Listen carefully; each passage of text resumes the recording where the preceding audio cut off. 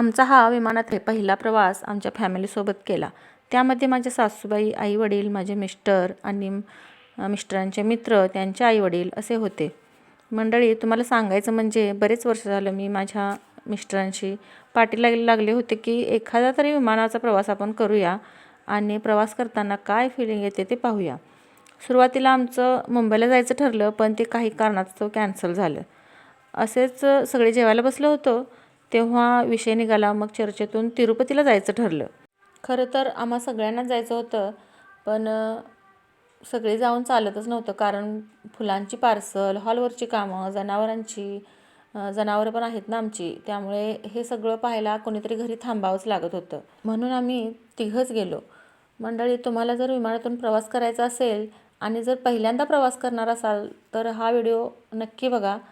याच्यामध्ये तुम्हाला संपूर्ण माहिती मी दिली आहे.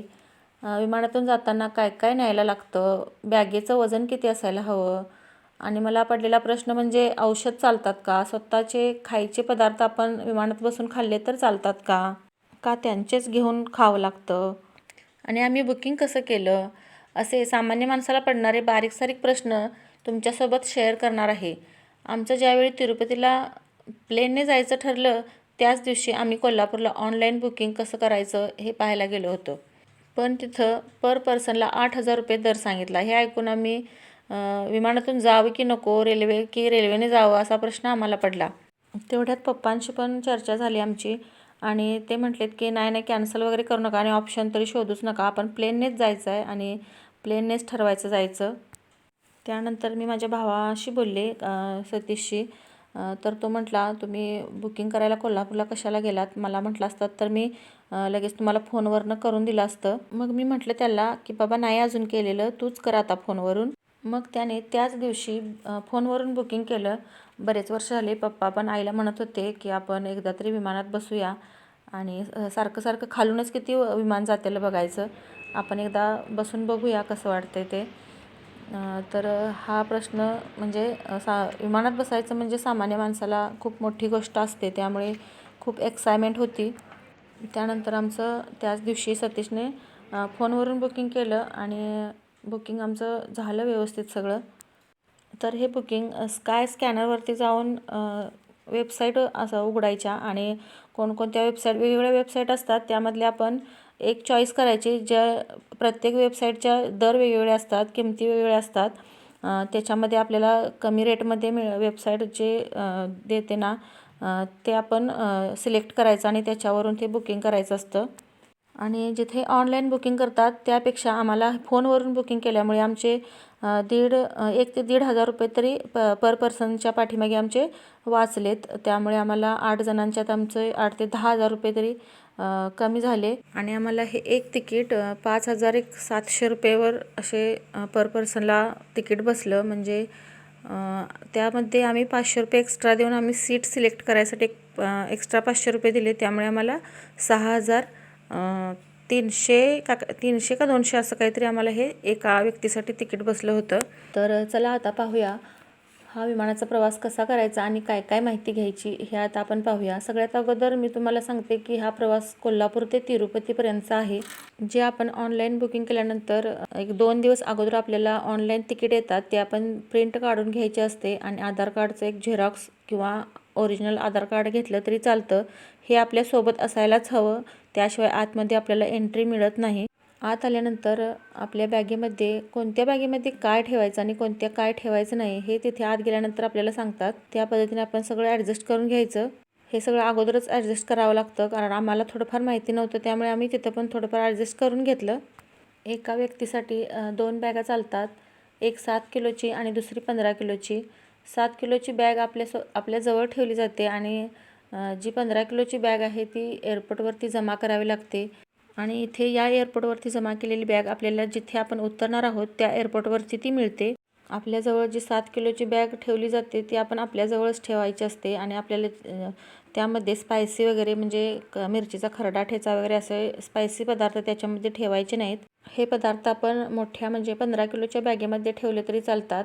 इलेक्ट्रॉनिक वस्तू, चार्जर, हेडफोन, लॅपटॉप, फोन या वस्तू सगळ्या आपल्याला आपल्या हँडबॅगमध्ये ठेवायच्या आहेत. म्हणजे आपल्या जवळची बॅग आहे त्या बॅगेमध्ये ठेवायच्या आहेत.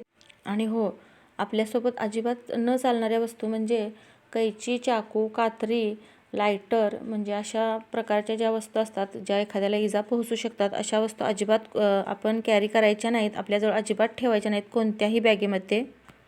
आणि दोन्ही बॅगेचं वजन जास्ती होता कामा नये. एक 7 किलोची ती 7 किलोच्या आतच बसवायची आणि दुसरी 15 किलोची 15 किलोपर्यंतच घ्यायची. जरा जरी वजन जास्त झालं तर एक्स्ट्रा चार्जेस घेतात, एक्स्ट्रा पैसे घेतात तिथे. त्यामुळे वजन आपण घरातूनच चेक करून गेलेलं बरं पडतं. आणि हो, कोणत्याही प्रकारची पावडर असेल, चेहऱ्याला लावायची असू दे किंवा अजून कोणतीही पावडर असू दे, तर ते आपल्याला आपल्या हँडबॅगमध्ये ठेवायची आहे. लहान बॅगेत, मोठ्या बॅगेत अजिबात ठेवायची नाही, कारण तिथे गेल्यानंतर ती काढायला लागते.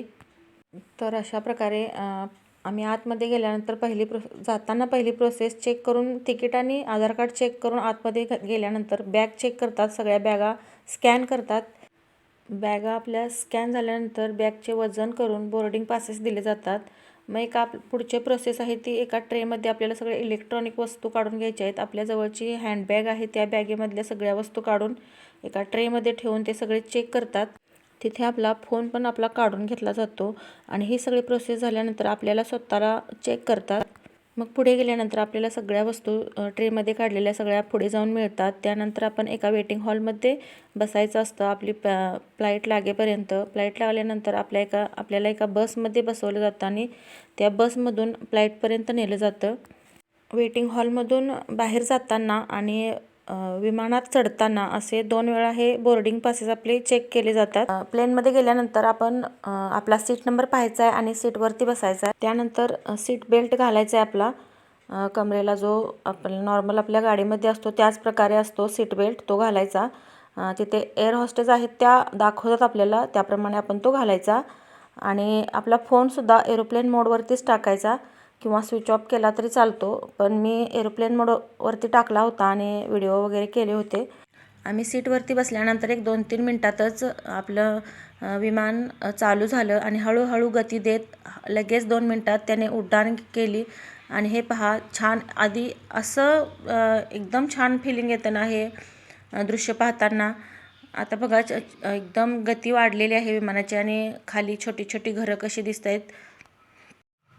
काय झालं, माझ्या जवळची ही जी खिडकी म्हणजे काच आहे नाही, जिथं मी व्हिडिओ करते तिथे, त्यात काचेवर थोडे क्रॅश पडले होते. त्यामुळे व्हिडिओ नीट दिसत नव्हता आणि व्हिडिओमध्ये ते क्रॅश वगैरे तुम्हाला दिसत असतील पहा. त्यानंतर आपल्या डोक्याच्या वरती, प्रत्येक सीटच्या वरती एक बटन असतो. तो बटन मारल्यानंतर त्या हवाई सुंदरी आहेत त्या लगेच येतात. माझ्या हातून चुकून मी काय आहे म्हणून बघायला गेले आणि तो बटन चुकून दाबला गेला. त्यानंतर त्या लगेच आल्या आणि मला विचारलं, कॅन आय हेल्प यू. तर आता काय सांगायचं म्हणून म्हटलं त्यांना, बाथरूम कुठे आहे. तर त्यांनी लगेच पाठीमागं आहे म्हणून सांगितलं. मग मी म्हटलं चला बाथरूम पण तुम्हाला दाखवावं कसं असतं ते. आपण सीटवरून तवाच उतरायचं आहे जेव्हा आपलं विमान पूर्णपणे वरती जाईल आणि सरळ होईल, अगदी सरळ रेषेत, म्हणजे अगदी त्याची गती सरळ रेषेत ज्यावेळी चालायला चालू होईल त्याच वेळी आपण सीटवरून उठायचं आहे. जोपर्यंत ते वरती जाते तोपर्यंत अजिबात सीट बेल्ट काढायचा नाही. मग आमचा प्रवास चालू झाल्यानंतर मग मी म्हटलं तुम्हाला परत एकदा बाथरूम वगैरे दाखवूया. तर अगदी छोटंसं बाथरूम होतं इथे. विमान पण आमचं छोटंच होतं, एक 80 सीटा होत्या त्याच्यामध्ये.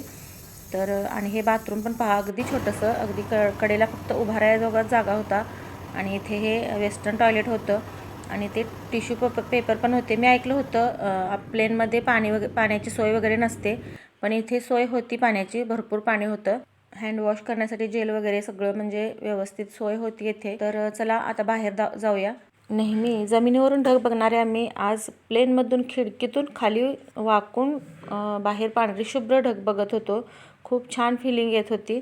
मंडळी, हे आमचं विमान डायरेक्ट तिरुपतीला जाणारं नव्हतं. हे विमान आमचं हैदराबादमध्ये 10 मिनटं थांबणार होतं. म्हणजे इथं कोल्हापूरमध्ये हैदराबादमधल्या सगळ्या सीटा होत्या आणि आम्ही 8 जणच, आमच्याच फॅमिलीमधले 8 जण आम्ही फक्त तिरुपतीला जाणारे होतो. आणि सगळं विमान बघा हैदराबादमध्ये रिकामं झालं. 1-2 मिनटात वरती सगळे कर्मचारी आलेत आणि सगळी साफसफाई करून गेलेत. आम्ही त्या हेअर हॉस्टेसनं विचारलं, 1-5 मिनटं आम्ही खाली जाऊ का फोटो वगैरे काढायला. तर त्या बोलल्या 1-10 मिनटंच थांबणार आहे, खाली काही जाऊ नका तुम्ही इथेच बसून राहा. 2 मिनटात सगळी साफसफाई झाली आणि सगळे दुसरे जे प्रवासी होते ते विमानमध्ये चढलेत आणि 1-2 मिनटात लगेच विमान सगळे मिळून 10 मिनटात सगळं आवरलं इथं आणि 10 मिनिटांनी लगेच विमानाने उड्डाण केलं. तर इथे पहा, तुम्हाला हे दाखवायचं राहून गेलं होतं. इथे फॅसिलिटीज अजून काय काय आहेत. प्रत्येक सीटला एक आपल्याला पुढे टेबल आहे, म्हणजे तुम्ही तिथे काही खाण्याचं वगैरे ठेवू शकता किंवा पाण्याची बॉटल. आणि पुढे एक पिशवीसुद्धा आहे. परत एखादं पुस्तक असतं छोटंसं मॅगझिन वगैरे, ते वाचायला पण ठेवलेलं असतं. आणि त्याच्यामध्ये एक पिशवी असते, ती एखाद्याला जर विमानाचा प्रवास सोसत नसेल, उलटी वगैरे होत असेल, तर त्याच्यासाठी पिशवीसुद्धा तिथं ठेवलेली असते. आणि हो, इथे कोणताही तुम्ही पदार्थ विमानामध्ये मागवलात ना, तर तो तिप्पट चौपट त्याची किंमत जास्त असते. त्यामुळे ते आम्ही काहीही मागवलं नाही. आम्ही आमच्याजवळ जे घरातून आम्ही नेलं होतं तेच बाहेर काढलं बॅगेतलं आणि तिथे बसून खाल्लं. तिथे तुम्ही ब्लॅक टी जरी मागवलीत तरी तुम्हाला 180 रुपयाला ब्लॅक टी मिळते आणि चहा 250 रुपयाला.